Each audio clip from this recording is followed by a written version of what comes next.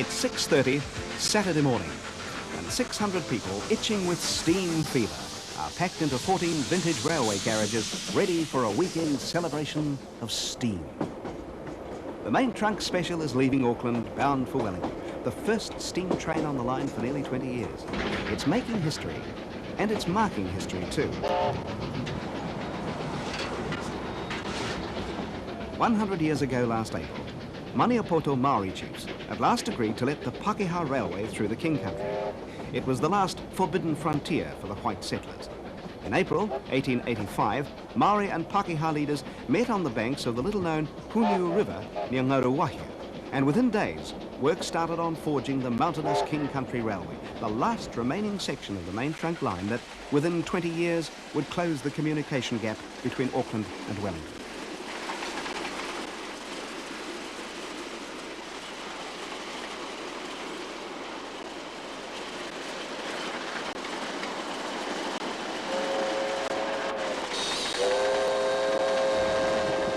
The people of the main trunk special, exactly a century on, have each paid $170 for a one-way, weekend-long trip south to commemorate this. Really, the historical link is just a bonus, and an excuse for a steam excursion. The trip's been organised by the National Federation of Railway Societies and the Railways Corporation.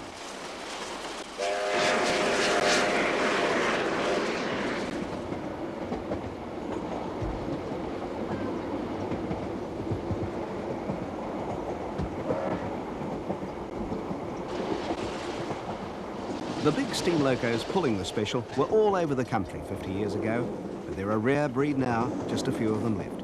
Lovingly restored by steam buffs, ready for their brief weekend bound for glory.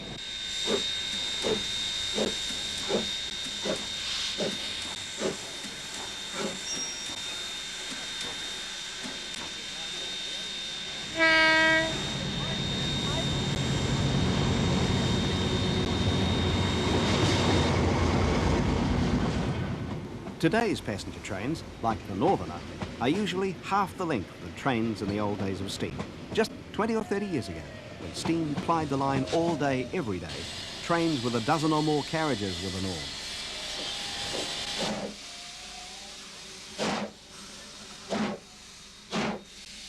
Setting these big wheels in motion takes a lot of power. A mighty KA-class coal-fired train consumed 40 kilograms of coal a mile, and about 160 litres of water a minute, and that's on the flat. The fireman piles in 10 shovels full at a time, every 8 to 10 kilometres.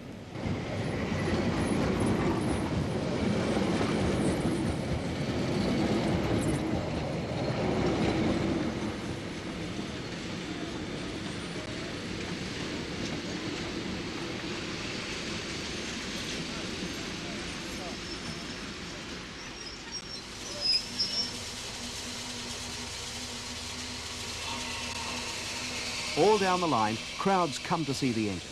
There's old-time steam men who've seen it all before, and there's a whole generation that's never seen such a belching, hissing, whistling monster.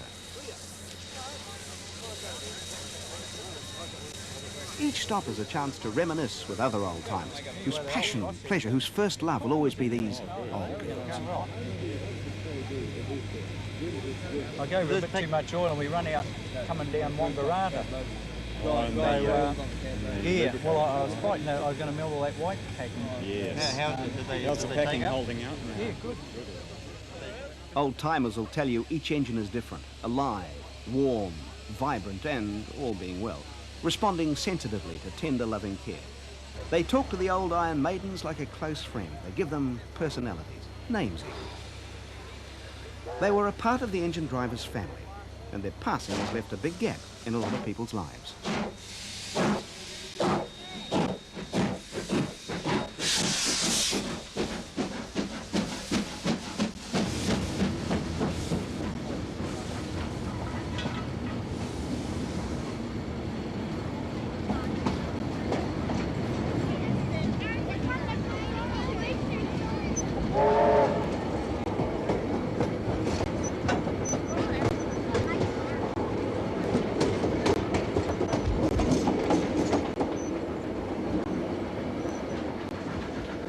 In the 50s, when rail was still in its heyday, the main trunk line carried 1,000 tons of freight a night. Freight trains were running 4 hours apart. Passenger trains were filled with people travelling between the dozens of small towns and the big cities alongside the line. In those days, the railway was the artery, and freight on the line, the lifeblood of the North Island. In fact, of the whole of New Zealand, because the trains were scheduled specially to meet the overnight Littleton ferry. People could then travel on by rail as far as Invercargill or over to the west coast. Planes and production line cars have put an end to all that. The Littleton passenger ferries ran out of people to ferry, and the big rigs on the road screamed off a lot of the freight.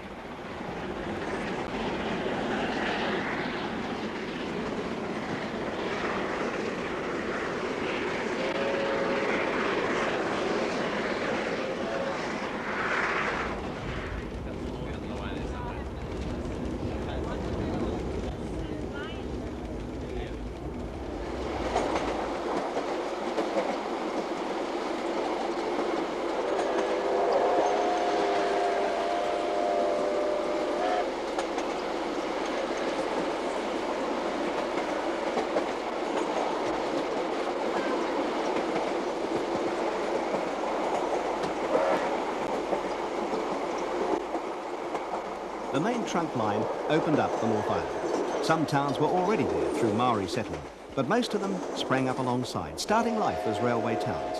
The main road running beside the railway, and little square wooden houses nestling near the stations.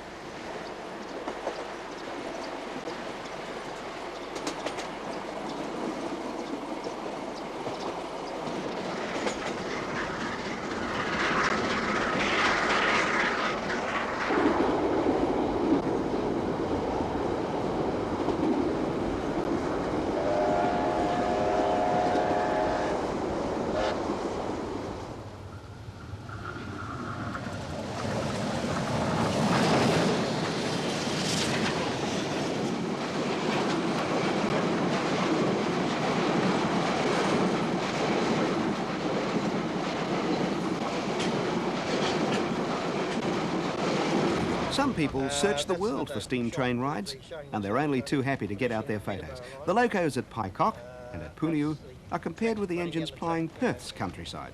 I don't really know Peterborough, but... No, I haven't been there yet. Yeah, it connects Peterborough with a place called Uru, if I can pronounce it correctly. It's quite interesting. When did you go down there? This was commissioned in 83, it was. I see. West Australian locomotive, showing the chap standing outside the boiler and looking at it. And that's the new shed that they've built up in there. I don't know whether you've been to Perth. It's up in the Darling Ranges, yeah, a bit like this sort of country. Yeah, very nice country, yeah. You haven't been that far. Oh, that's all right. No, well, that's one of those joys you save up and do. Yeah.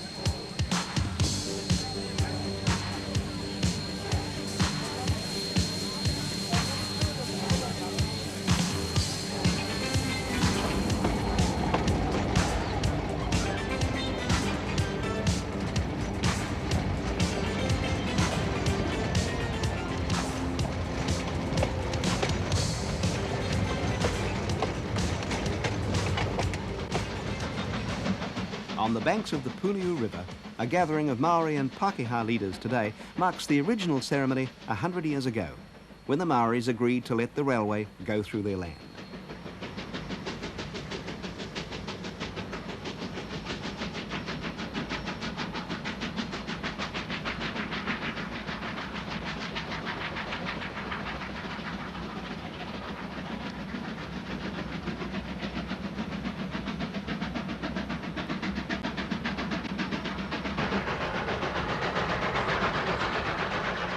However, the Pākehā's problems of access to the King Country weren't entirely over, despite the symbolic ceremony. Some Maoris didn't go along with the Maniapoto mana, and they did their best to make life difficult for the surveyors who came to find the best route through the mountains. John Rochford led the survey parties and was held prisoner several times. Rebel Maoris said they were defending their last remaining ancestral lands, since everything else had been confiscated by the Pākehā. But after much persuasion, the promise of prosperity the railways would bring pacified them, and Rochford could get on with his work. It was a hard and daunting task in that rough virgin country, and it took 20 years to get the job done.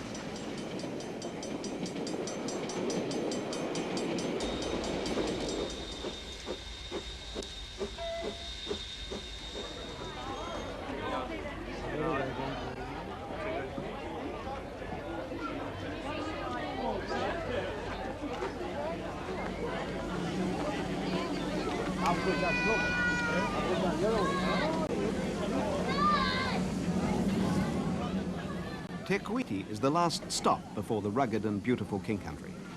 Getting a railway through it proved to be the most difficult logistical feat of the entire New Zealand Railways network.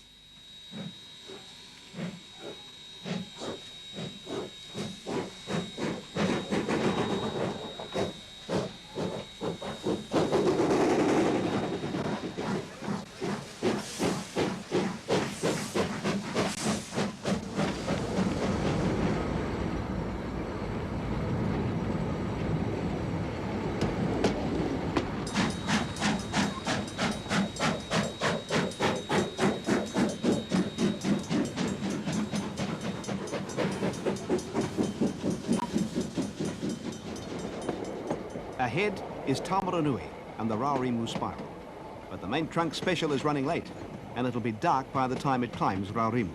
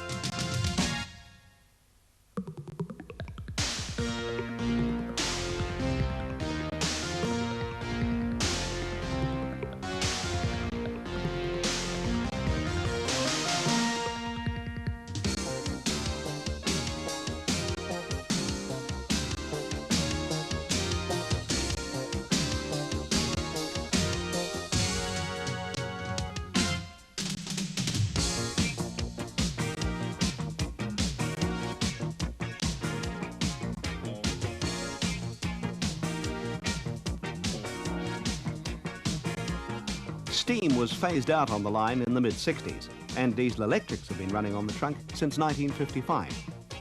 For many years, the locos were uncoupled at Pycock because the line south to Wellington was all electric. Now they're working on the electrification of the entire main trunk line, smoothing out the curves and crinkles, taking out a lot of the tunnels, but it's a massive undertaking, and conservative estimates put the finishing date somewhere around the end of the decade.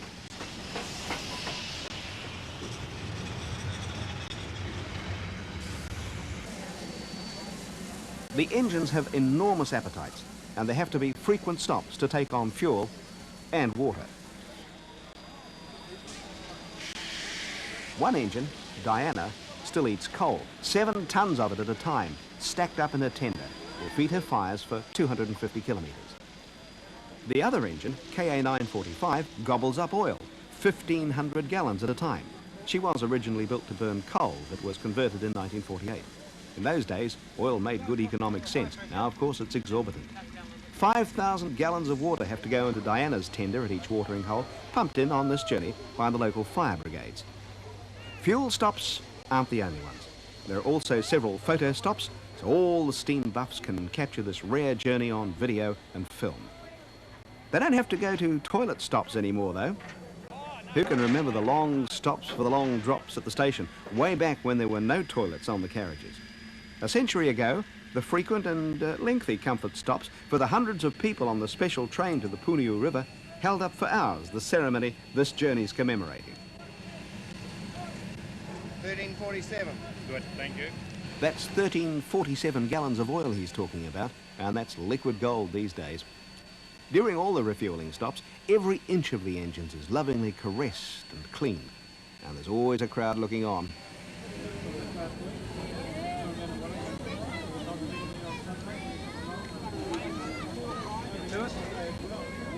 I'd like to see it come out. Yeah, it's out. KA945 is at home in Tamarunui. Built in 1939, she spent most of her life on these tracks.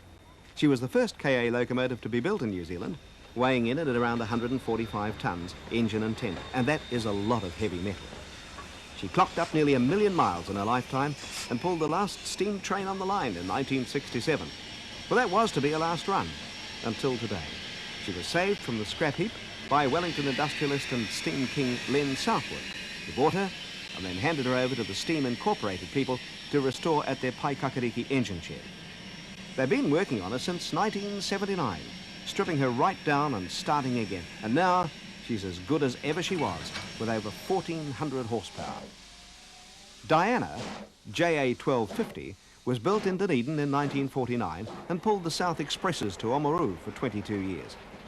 She was withdrawn in 1968 and suffered some cannibalism for other locos still in service. But in 1971, when the steam age of New Zealand ended in the South Island, she was used on a couple of excursions before being shipped to South Auckland, where she's now the star performer on the Glenbrook Vintage Railway.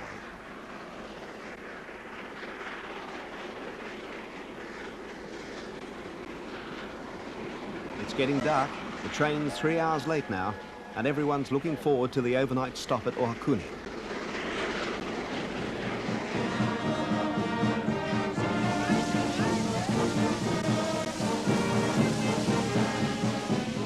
The boisterous welcome at Ohakune is well deserved. The engines have conquered mountains to get here.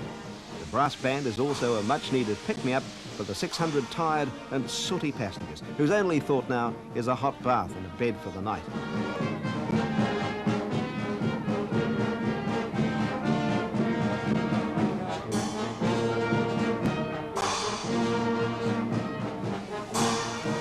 Even the most ardent steam enthusiast will have to tear himself away from the engines for a few hours to get some sleep.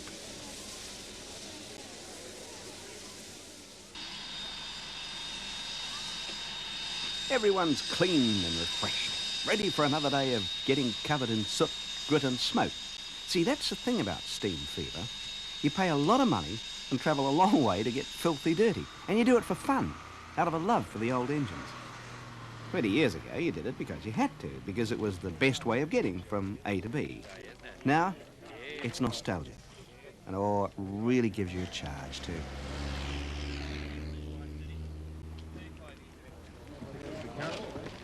Yeah, have a carrot. Right. Oh, I got it. California, they give away oranges. Oh. One of them. Yep, up, carrot. One over here, Mark.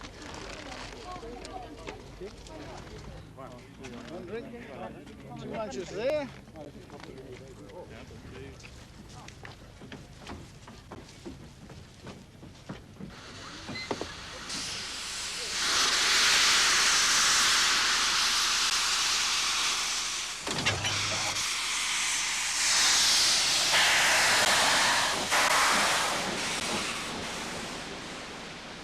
At the Tangiwai River Bridge on Christmas Eve 1953, just minutes before the overnight express train crossed the bridge, Mount Ruapehu's crater lake suddenly discharged thousands of tons of water, ash, boulders and ice. It built up into a wall of water 30 metres wide and 6 metres high, travelling at 19 kilometres an hour down the riverbed. The huge concrete piers of the rail bridge were swept away. And at 10:30 p.m, KA 949 plunged off the crumpled rails and flew through the air, hitting the opposite bank 40 metres away.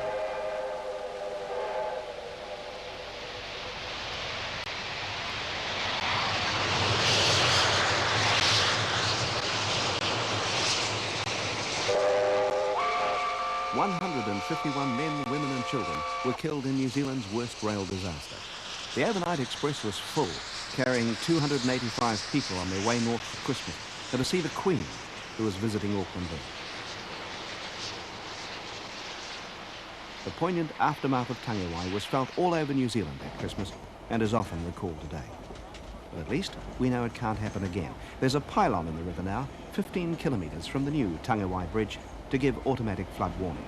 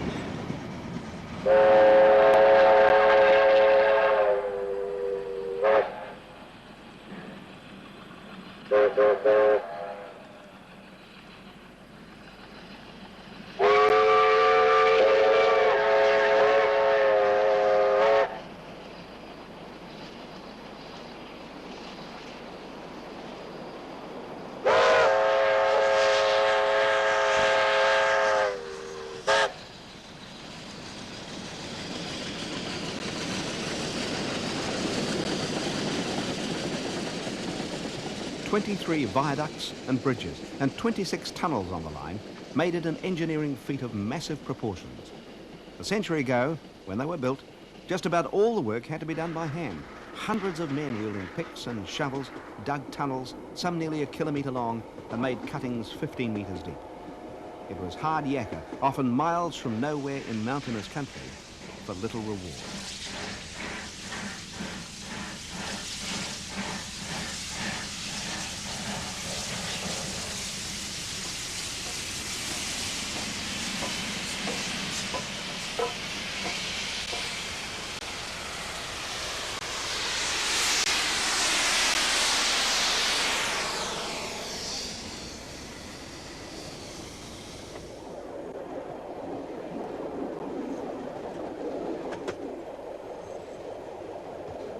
The jigger follows behind all the way. Now that's there to check for track damage caused by the heavy engines.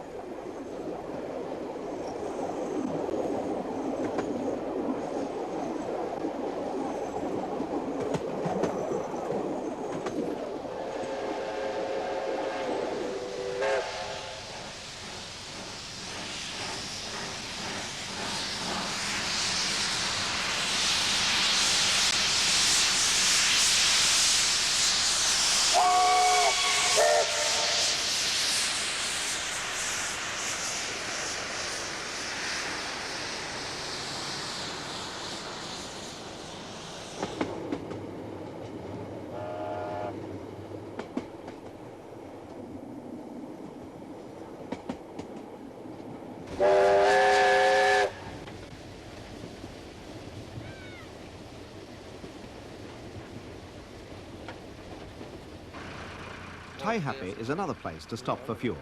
Fuel for thirsty engines and fuel for thirsty travellers. 7 minutes, 10 minutes. Oh yes, Railways Minister Richard Prebble came along for the ride too. The orange plastic cup is a poor substitute for the real thing. Do you remember the sturdy, thick, well-worn cups from the old days of the railways? It's the, oh,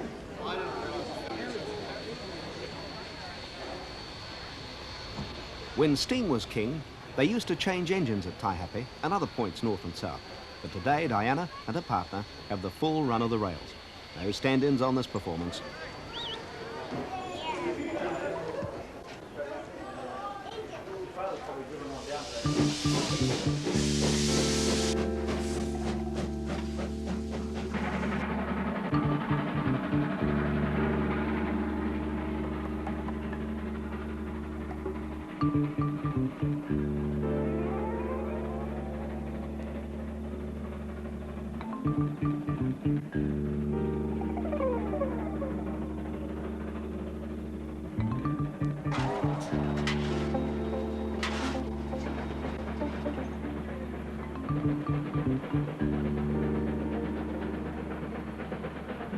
Imagine trying to build a bridge over this ravine 100 years ago.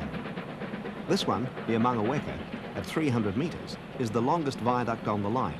It's concrete now, of course. The original, on the older formation, was forged in steel.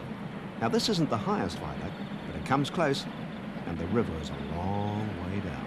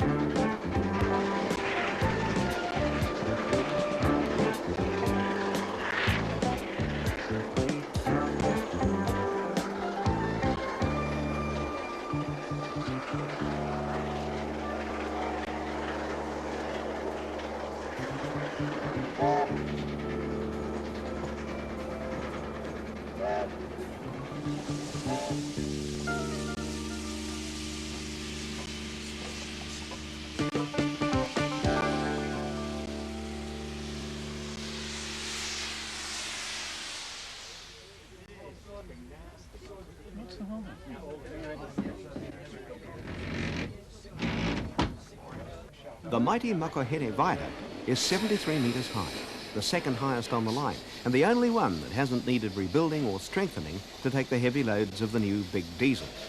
But two steam engines are too heavy. They have to cross one at a time.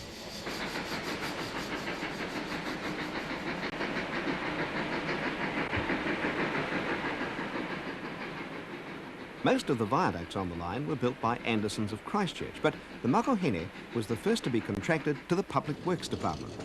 It wasn't an auspicious start to state labour because it took 6 years to finish, but it was built to last, and it certainly stood the test of time.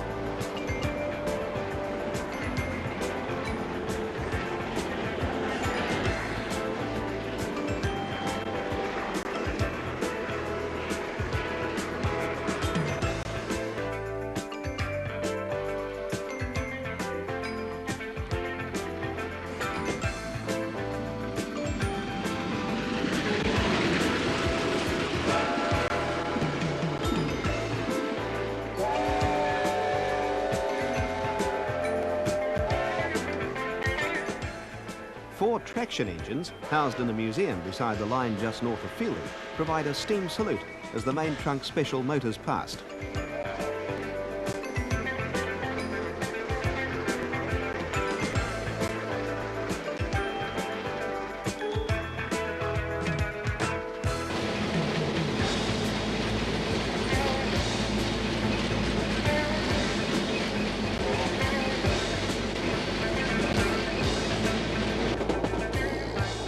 It's full steam ahead now, trying to make up for lost time.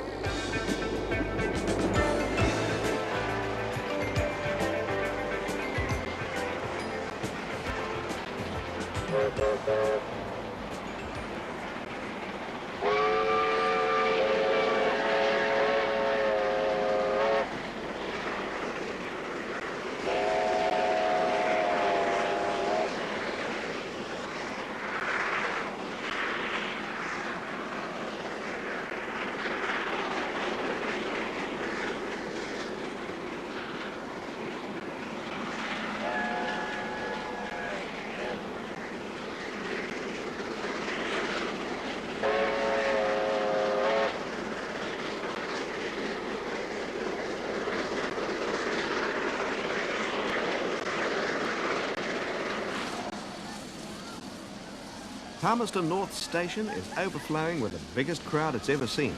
The station used to be a bottleneck in the middle of town, and it took 50 years for the line deviation to the outskirts of town and a new station to be built. It opened in 1963, just in time to see the last steam trains pass through before they were scrapped.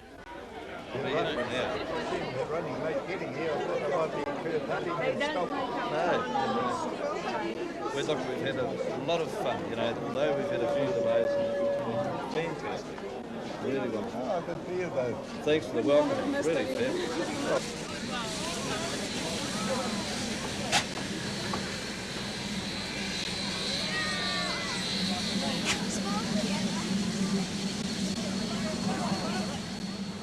Palmerston North is the last chance for the engine to refuel, and the last chance for the younger generation to see a real live steam loco close up. Steam seems to draw people to take a closer look. It's not like the impersonal diesels of today. There's something about a living steam engine that draws all ages like a magnet. It's almost as if the monsters are alive.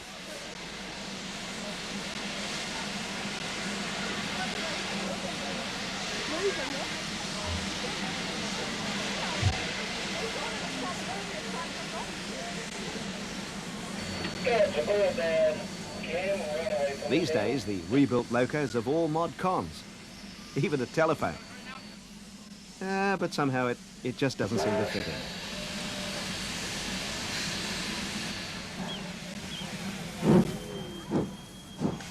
Quite wide, so keep right back, please. Come on, right back. Come on. Right back.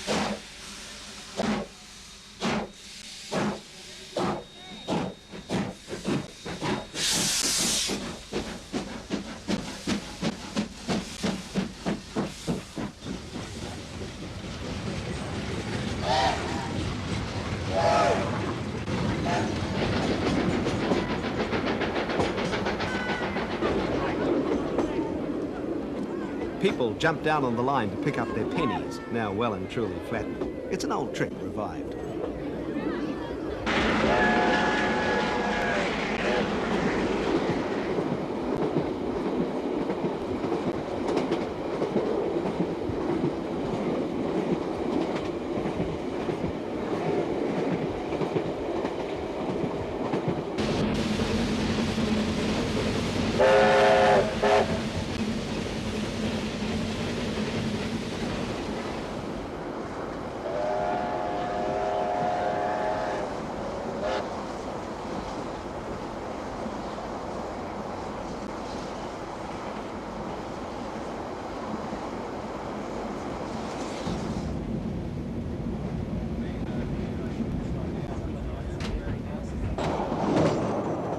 The sun's going down, long before the journey's over, and Wellington is still hours away.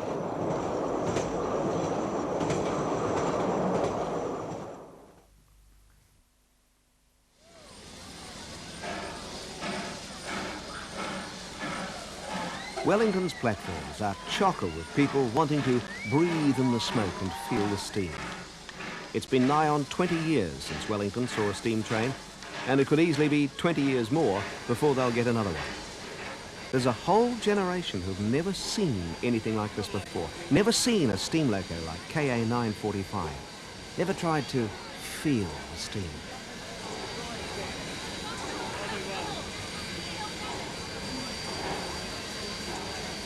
Who knows when they'll see one again on the main trunk line.